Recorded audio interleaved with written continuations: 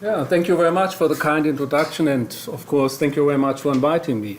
So I first choose a very general title for the talk because I wasn't yet decided what to present, and I decided then to focus on some results on cognitive ability and especially the so-called SCAR-RO interaction. Some of you may know what it means.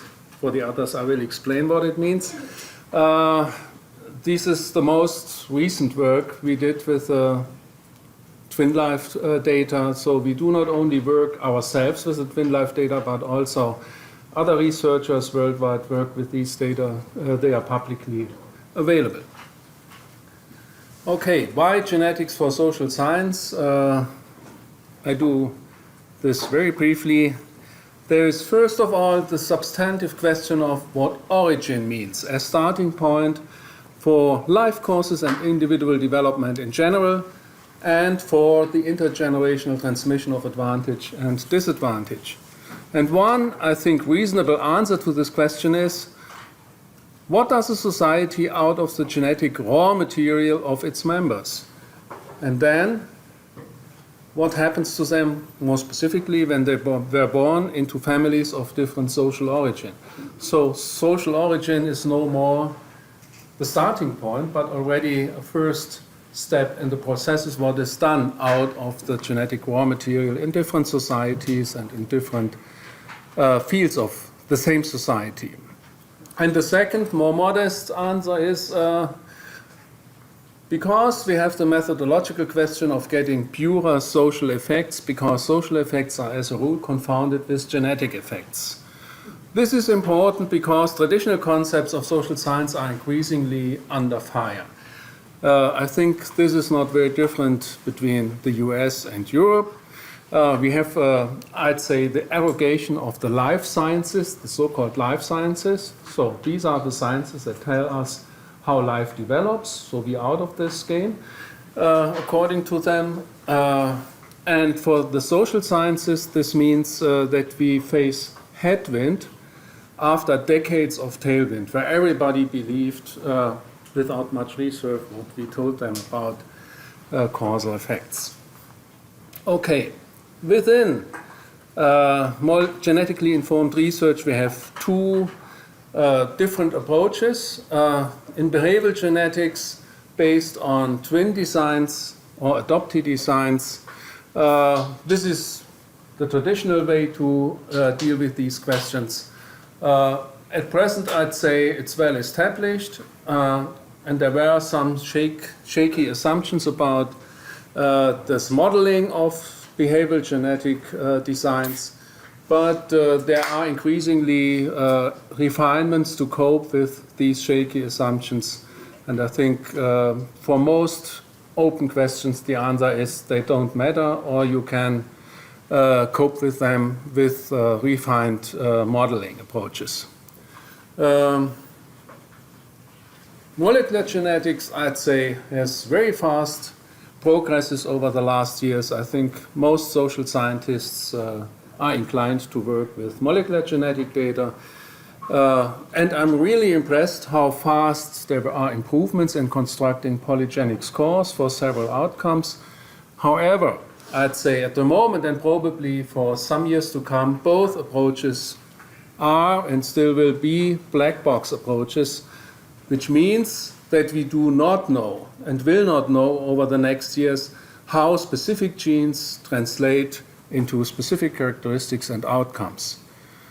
Each of these two approaches have different methodological advantages and disadvantages.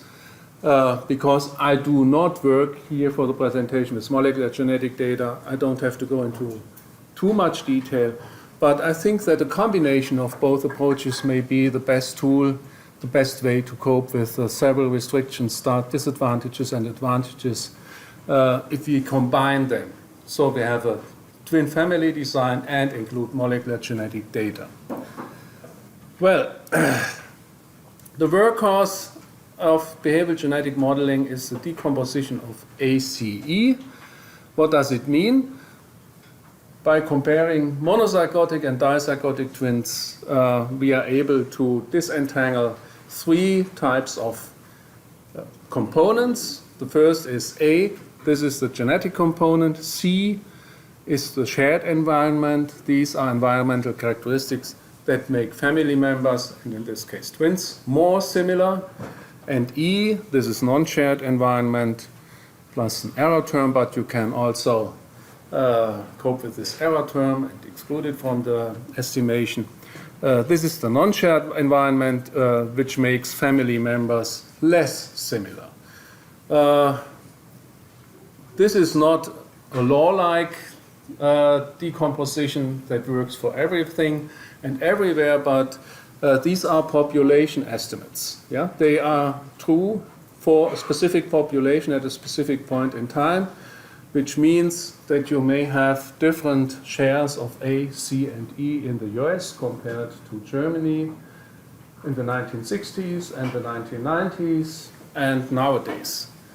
These shares change over time because they are true only for a specific population.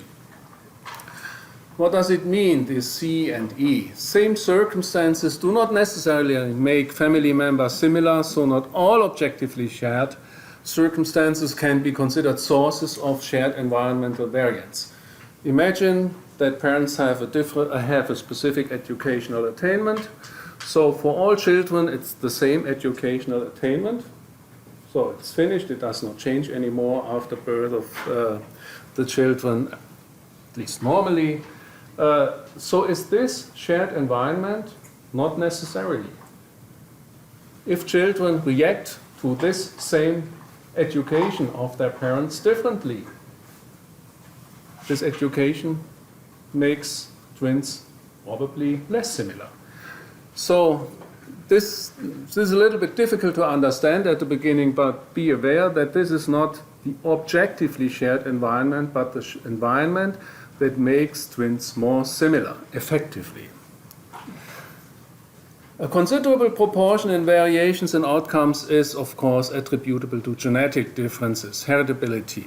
But a high heritability of an outcome should not be misinterpreted as a genetic determinism. This is also a mistake that many make who are not accustomed to this type of research, are not familiar with this type of research. A big point is that we have very low C in almost all behavioral genetic research. This challenges, of course, sociological viewpoints about universal family influences. Obviously, parental resources are not, as a rule, making all siblings and twins more similar to each other, so that they uniformly shape the life courses of their offspring. There is one serious problem with this ACE decomposition, and this is research by environment correlation, which means that we usually assume, and the ACE decomposition does it as well, that the environment is exogenous to the genes. But this is, as a rule, not the case. People tend to actively manipulate their environments. They passively receive individual tailored to them experiences concerted by others, so the environment reacts to genetic propensities of the individuals.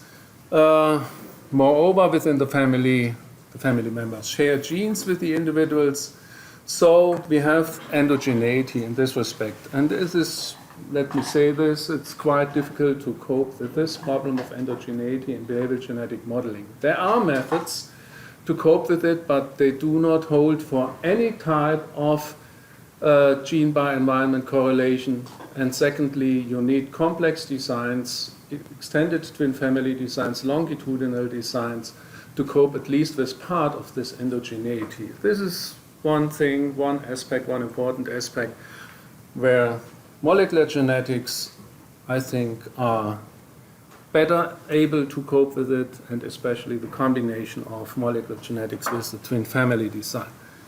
Okay, in the following, I present you mostly results based on the ACE decomposition, but be aware we have this problem of endogeneity. In this, behavioral genetic research mostly deals with two types of mechanisms called enhancement and stress diathesis. The enhancement model says populations vary in capacity to express positive characteristics, different exposure to enriching stimuli experiences. In the end, the assumption is that resource-rich environments foster the development of potential to attain socially valued outcomes like IQ, other skills, education, status, income, and so on. The stress diathesis model tells us that populations also vary in the diathesis to disorder, exposure to challenging stimuli experiences, and stress imposed by challenging stimuli experiences. The assumption is then that risky and challenging environments may block socially valued developments and trigger negative ones. And in the following, I deal exactly with these main mechanisms of enhancement and stress diathesis. Okay, the intergenerational transmission of advantage deals with IQ, with other skills like self-efficacy, conscientiousness, and so on, with school achievement in the form of school grades or tests, and educational attainment. So normally you think, or many think, okay, there is a direct link from genes to some of these skills, and these skills influence school achievement, and school achievement leads to different social educational attainment. If we compare the ACEs of different outcomes of this kind, we see that it's not as easy as this. Competences are, of course, an important influence on educational outcomes. Attributes of the family of origin are closely linked to both outcomes. Sociological conceptions, at least implicitly, understand these family effects as shared environmental influences, as I said. So whether the C component is indeed such high is a touchstone of whether this assumption holds. However, patterns of estimates of family of origin influences differ substantially. Shared environmental influences on cognitive ability tend to be minimal. So this is one of the iron laws of Eric Turkheimer, or has been, that C never counts. Yeah? It's close to null or really null. So it's not important. What we think is very important. And for the ACE decomposition of intelligence, indeed, estimates of C are usually quite low. This does not mean that there is no environmental influence and no environmental influence of the C component, because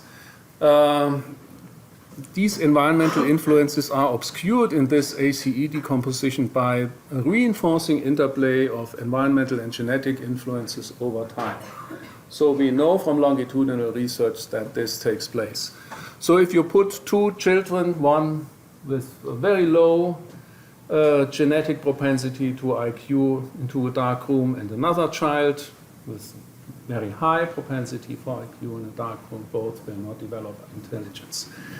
So it needs environment that intelligence develops.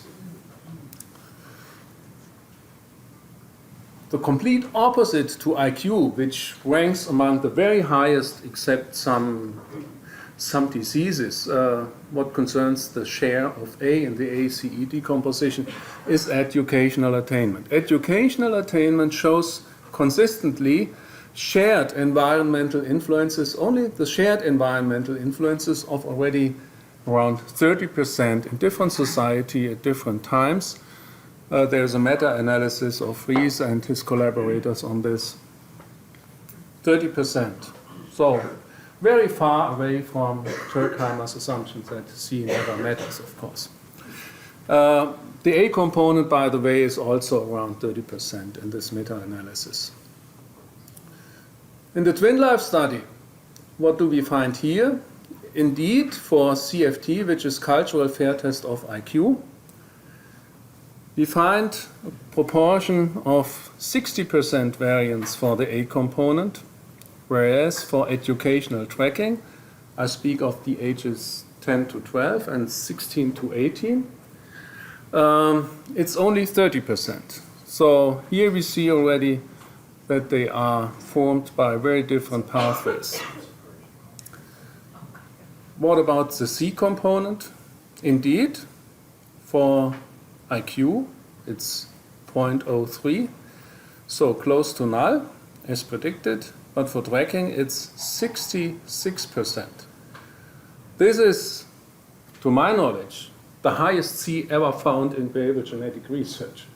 So if we look at our oldest cohort, which is 21 to 23 years old at the time of the first interview, this share is already considerably lower, somewhere between 40 and 50%, which means that people increasingly are able to correct for this uniform family influence on educational attainment. So they stop their jobs and enter again school, college, or do it aside from their jobs. There are several pathways how you can correct for this early tracking in school, and this happens. So for adults, I think maybe we are also in Germany in the twin life data. So our oldest are at the moment 21 to 23. We will come to, let's say, something between 30 and 40%, I assume. Okay. I also looked at school grades. And these school grades, and this was a surprise to me, were very close to the ACEs of CFT, of IQ, and not tracking. This is a surprise because the ongoing discussion about teacher discrimination at school and cultural capital influences in teacher-child and teacher-parent interaction could or would suggest that you have something in between or something maybe close to the tracking decisions, but it's very close to IQ. I think this is quite a surprising and quite important result for the discussion about the German school system. By the way, I have one paper in work which deals with the data of the German socioeconomic panel study with perceived discrimination by teachers, and whether it depends on gender, on social class, on migration status and things like this, and we find not much. So I really believe that these mechanisms of cultural capital influences in teacher-child and teacher-parent interactions and teacher discrimination are maybe overstated, given all these results. I don't know how it's in the US, but in Germany it's better than the discussion shows us. First, resume. Skill development, school achievement, and educational attainment do not simply build a causal chain from genes to skill and then grades to attainment, but follow partly different pathways, obviously.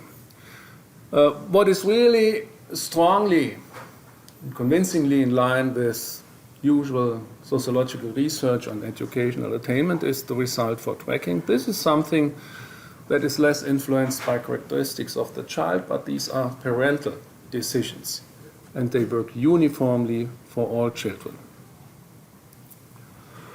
I come now to one specific point. Yes? Can I just ask a clarifying question? So how does, when you say the tracking, you mean whether they're in vocational or gymnasium or? It's the transition to secondary education, which in Germany is around the age of, I should have noticed something about it. It's around the age of 10. And there is a lower track, a middle track, and a higher track. And only the higher track, as a rule, leads to the Abitur, which provides the access to the universities. The middle track is for vocational training, access for vocational training. And the lowest track has been the precondition for vocational training, but these days with the lowest track you get nothing. You are more or less excluded from further education. This is development over the last few decades. Interesting in this context is to know that the official reason for having this tripartite tracking system is that indeed children have different endowments, and early enough we should provide different pathways for their different levels of endowments. What we see here, genetic endowments do not play the dominant role in this tracking system, but it's a parental decision, which for motivation of parents and what they do actively to sort their children into what they believe at least avoids downward mobility, irrespective of age. So that's, there's no grade or test score No. cutoff. It's just whatever the parents choose. That's why you're seeing this mechanism, this effect. There are two decision makers. The teachers, they recommend specific tracking, but parents have the right to decide by themselves. And it differs between the different states in Germany how important this is. Officially, there is one study showing that it does not change anything about the social stratification of the tracking decision. Whether officially it's more the teacher or the parents. Doesn't matter. In other words, parents always find a way. Always find a way. Even if it depends on the officially the teacher decision. And sorry, one more question. The grades are measured before assignment to the different tracks or after We they're have, in the track? each year we have grades, but of course When you're this. measuring. In your model, is it? Yeah. Because I'm just wondering if, you know, if I'm really dumb, but my parents insist that I go to the top track, Yeah. the grades are gonna be low, or is it measured, is the grades measured before we've separated No, out? it's not grade, it's the tracking, it's simply the tracking. No, I mean, in your analysis of grades, is it age 10 and before, or is it after age 10? This is before, Before, okay. yes. Sorry. And one quick question is, are there bridges between tracks at all? Pardon? Are there bridges between tracks at all? or is it Increasingly, done- yes. It was very fixed until, let's say, 15 years ago or so. And there are increasingly reforms that you can switch between the tracks. And this matters. So I didn't show that, but if you differentiate between the 10 to 12 years old and the 16 to 18 years old, you see this difference. Some of you may know what the so-called scar-row interaction is, I assume, and some will not. It's one, maybe the most famous topic in behavioral genetic research since a long time, and with ever-increasing interest over the last years as well. What does it mean? It's called scar-row because it was first reported by Sandra Scar in the 1970s. And it means, based on the ACE decomposition, that with increasing parental SES, heritability rises. So in higher SAS families, the genetic potential can unfold, but not in lower SAS families. And the opposite is true for the C component, which is assumed to restrict the development of IQ in the lower SAS families and is less important in high SAS families. This is the scar-row interaction, and it's scar-row because it was replicated by Rowe in 1999 again. Why so much interest in this interaction? Why so much interest specifically in IQ? IQ is presumably the most important single skill for education and occupational attainment. This is widely accepted. Moreover, other skills which are relevant are considerably conflated with IQ. So analysis for non-cognitive skills results change dramatically when you take IQ in addition into account. can tell you something about this in more detail if we have time enough. Moreover, already in early age, IQ is unequally distributed between different parental SES, and IQ is more genetically influenced than any other ability and effort indicator. So it has a paramount role in this complicated pattern of skill development, school achievement, and educational attainment. What is the difference to traditional social science research on intergenerational transmission? So the question of the degree to which family environment allows for unfolding genetic potential for IQ is out of speculation whether social origin effects are in fact due to unequal genetic distribution. This is the old bell curve discussion you have, or you had. Maybe you still have. So in Germany we have increasingly have such discussions, so that social disadvantage is in effect more an effect of an unequal distribution of Belsky et al. Called it success genes between different social strata. You don't have this problem, or you have less this problem in this car-row interaction. Indeed, there are some studies that use molecular genetics to deal with this question. And indeed, we find that children with higher polygenic scores are born into better off homes, and within families, those with higher scores do better. Though there is something about this. The degree to which an unequal distribution of so-called success genes is conflated with higher and lower SAS,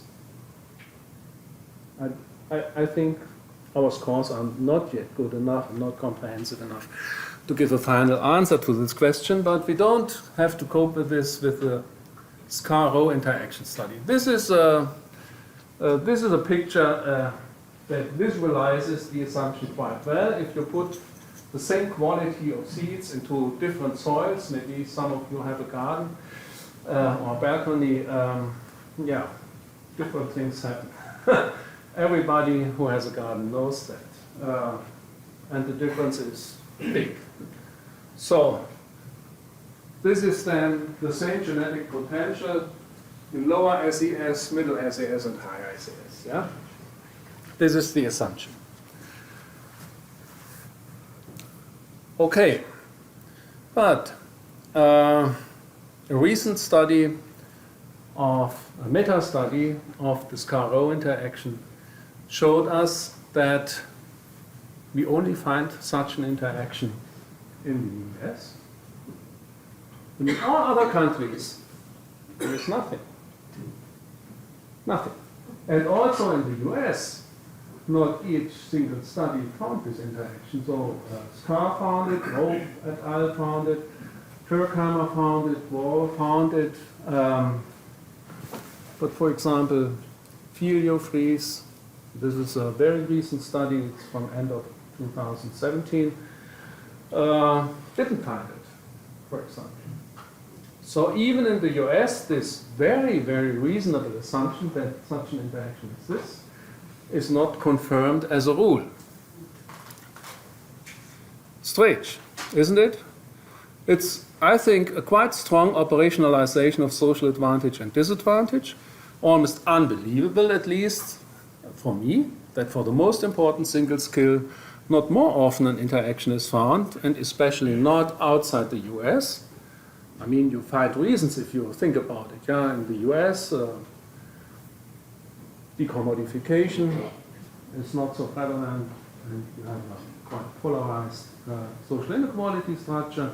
So it's reasonable that, at least in the US, you find it, but I mean, outside the US, there is no paradise of equal opportunity. It's not reasonable that you find nothing, really nothing outside the US. Maybe it has something to do how to operationalize enhancement properly, and maybe in the same environment there is not only a release potential in the environment, but also stress diathesis combined with it. Okay, so what are the main questions? What are the most relevant demarcation lines in stratification? So most research is done by psychologists. They are proud if they differentiate SAS in low, medium, and high, and they prefer linear relationships because of this type of modeling, of course. It's much easier. But sociologists have different concepts. They know about medium underclass, they know about poverty, and maybe at the upper end plutocracy, that all advantages are accumulated in a specific group. Second, specific mechanisms may be linked to specific resources. The prevalent operationalization is some sort of composite SAS. Yeah? Take whatever is in the data set and look what is highest across education, status, money, and so on and so on. And this is it. And finally, following the age dependence of ACE decomposition, which means A is usually becoming larger, C lower. When you grow older, maybe this has also implications for this Car-Row interaction as well. And many studies do not take care of age heterogeneity in investigating this Car-Row interaction. So there are some hints that maybe this Car-Row interaction exists, but why it's not found. Okay. As I said, beyond enhancement alone, maybe there are also other mechanisms at work, maybe even systematically linked to the unequal distribution of resources. So some of behavioral geneticists and also molecular geneticists, they call sometimes for an EVOS, yeah? In addition to GWAS, genome-wide association study. This is GWAS, yeah? You have to look at all genes to find patterns. Maybe the same is true for the environment. Environment-wide association study, but this is theory-free. Maybe you can do something which is more theory-guided. One possibility is the concept of employment relationships. We know that in employment relationships, it's not only an unequal distribution of resources, but in addition also an unequal distribution of demands. And we have different studies and different concepts how these interrelate. We have this Kalleberg, this was his presidential address in the American Sociological Review, I don't know when, after 2000 I think. He claimed that maybe we have more of a cumulative disadvantage, but economic theory especially, they tend to the assumption that higher resources are gratified because they have to compensate also for higher demands. So maybe if we see in our SES at the upper end a lot of resources, maybe we see also a lot of demands, which according to these simplified two mechanisms do the opposite than the resources do. Inducement contribution theory, resources demands approach, and there's also stress of higher status hypothesis in the literature by Scott Sheeman, suggest that this could play a role. So at least, even if we only look at SES, we have a coexistence of enhancement and stress diathesis factors as a rule. Okay. Possible consequences are both are relevant but not interrelated. Maybe resources compensate for demands, then we have suppressor effects, looking at resources alone. And maybe there's also an interaction between different resources as well as resources and demands, leading to cumulative advantage and disadvantage and status inconsistency. So if you look at the most often used indicator, education in this research, you have on one hand in the same group the fixed term contract low paid postdocs or doctoral students even, but they, at least in Germany, will often become parents. On the other hand, the food professor with all advantages accumulated. They are in the same group.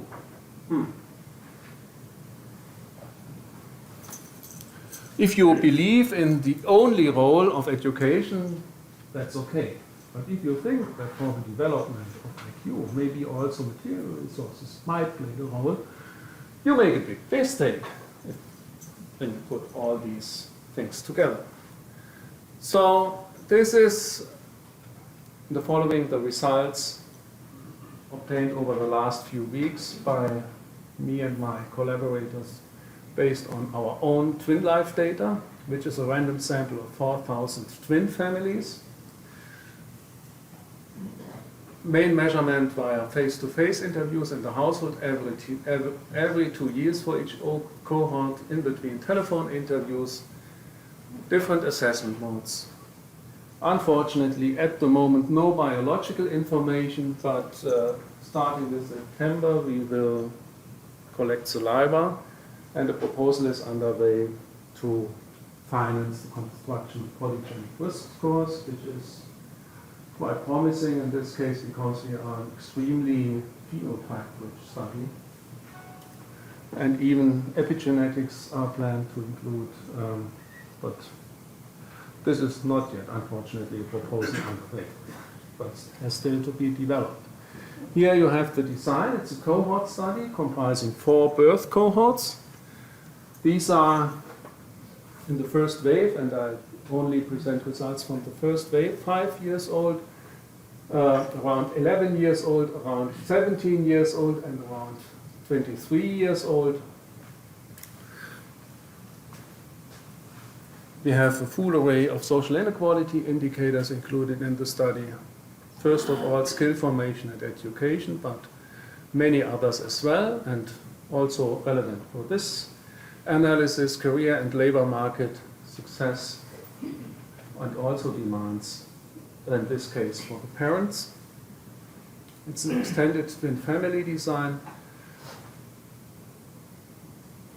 and comprises, for this analysis, which only comprises the cohorts 2 and 3, so the 10 to 12 years old and the 16 to 17 years old, 2009 twin families in 2,422 households. Why are there more households than families? We also try to get the biological fathers, even if they don't live anymore together with a mother in one household. So we have more households than families.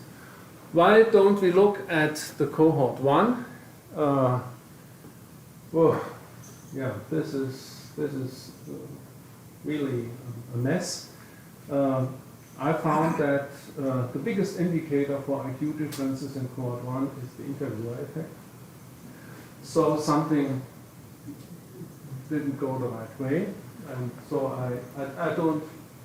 I analyzed it, but I don't present the sample for the cohort 1.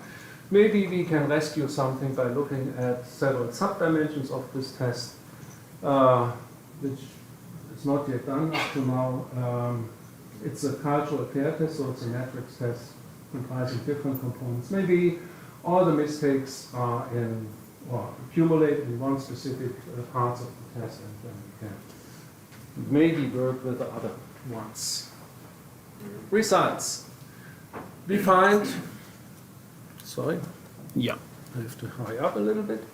We find the expected age grading of ACE decomposition. Indeed, the older the cohorts are, the higher the share of additive genetic components, and the lower the shared environment components. So far, what every other study shows as well. But an important consequence is we should indeed do cohort-specific analysis and not age heterogeneous analysis with these data, what many other studies did. And you will see that it is indeed important. Here you see the younger cohort at age 10 to 12. For 3 resource indicators. Equivalent income. You see something. There's a slight tendency in the direction of the Scar-Roh hypothesis, but the differences are not overwhelmingly big. Occupational status. Here you see a very clear Scar-Roh hypothesis confirmed outside the US. So no more American exceptionalisms, we German can have it as well. And the C component rises from 41 in the lowest quintile to 3 in the highest quintile, whereas A rises from 18 to 65. And it's more or less a linear effect. But if you look for most relevant demarcation lines, it's clearly the lowest quintile that is different from all other ones. For educational degrees of the parents, again, a very strong Scar-Roh interaction. And other than many other operationalizations done by my collaborators, I was very aware, as a sociologist, in Germany, it's very important to distinguish those without vocational training from the rest. So for this is a rather small group in Germany, it's indeed a small group, dramatic difference to all others. So for the cohort 2, we find very clear indications of the Scar-Roh interactions for occupational status as well as educational attainment, and considerably less so for equivalent income. Now we look at the slightly older cohort, ages 16 to 18. Equivalent income now suddenly becomes more important, but it concentrates on the first quintile. Yeah? Only those in the first quintile, they have low A's and high C's. Occupational status, I don't know why. No significant differences, whereas parental education still shows the strong demarcation lines between those at the bottom and the rest. So the youngest cohort, no, I don't go through these results, forget about them. So we have a clear evidence for Scar-Roh interaction, especially in cohort 2, a somewhat weaker evidence for cohort 3, but this is really little. Yeah, we should expect that this is less in cohort 3, with a strong polarization at the lower bound. So it's important to do not only linear analysis or differentiate between low, middle, high, but really to show where the difference is. And this was done here in this analysis, I think, quite convincingly for those without any vocational training and for the lowest quintile in the income distribution. There are also some hints that the role of different parental resources change with age. It makes sense to assume that money is more important for supporting the development of children when they are a little bit older. Everybody knows, with children of different ages knows that this is the case. Children are more costly when they grow older, as well as when they're young. So if we look at parenting at the younger ages, activities like singing, reading, making music and things like this, it's not so costly, but summer schools and extracurricular activities are costly for the older children. Okay, now what about the role of demands? Here we find that's again, these are both cohorts in one table. Here we see again that for fixed term, for job insecurity, operationalized by fixed term contract and subjective expectation that they will lose their job, we find clear evidence for a stress diathesis mechanism at work in cohort 2. and a much less clear pattern in cohort 3. So for the youngest cohort, it matters, these job characteristics. If we look at specifically for the group of higher educated parents with high income, we see again in K2, in cohort 2, that this is especially strong at the upper bound of the stratification. So, especially those that have a high income, high investment in education, attainment, and now have job insecurity, for them the difference is very large, especially in the A component. That is, we find even in high SAS families, if they have job insecurity, a very strong stress diathesis effect.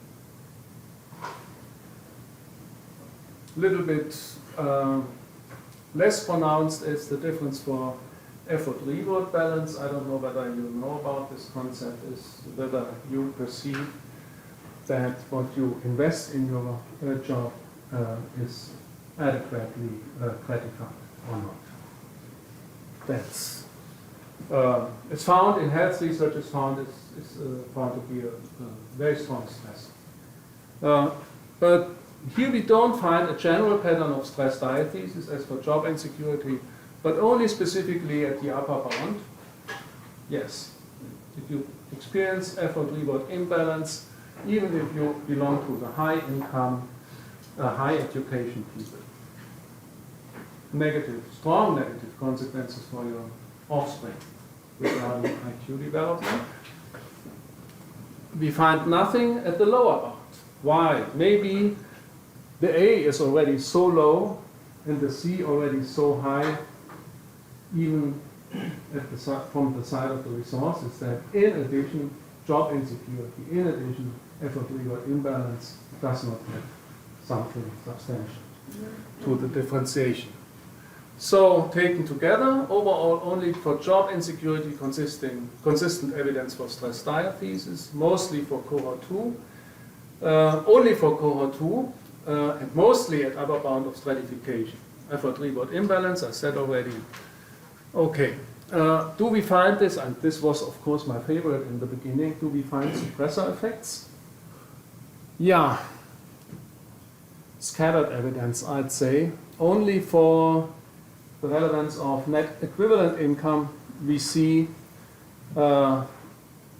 in the younger cohort no clear scar-row interaction if we simply look at the income distribution. But if we in addition control for different stressors,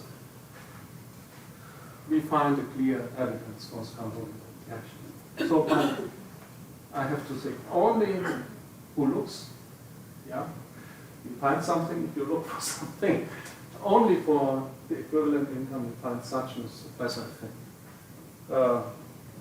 So I wouldn't say that this character evidence is enough to say, okay, if you forget for these suppressor effects, then in this Caro interaction, I'd love to find it. But I have only this scattered evidence. And checking for everything in 2 cohorts, each resource, I didn't find any other suppressor effect of this kind. Well, this is ongoing work. I'm still looking for more refinement in operationalizing resources and demands. So I didn't yet try out everything. I think it's worth to include more refined measures of parental influences, moderating or mediating resource influences like parenting styles, cultural capital, practices, motivation. You can add these indicators to the equation and see how this changes the ACE decomposition as we did with demands. What is from the very beginning the main goal with these analyses is to compare this well-known, well-researched Scar-Row interaction with similar analysis of non-cognitive skills, school grades and educational attainment, and if we have the second wave, we will address the problem of gene by environment correlation, which is not yet done up to now, or with the molecular genetic data, but we have to wait until they are available. Thank you very much for your attention.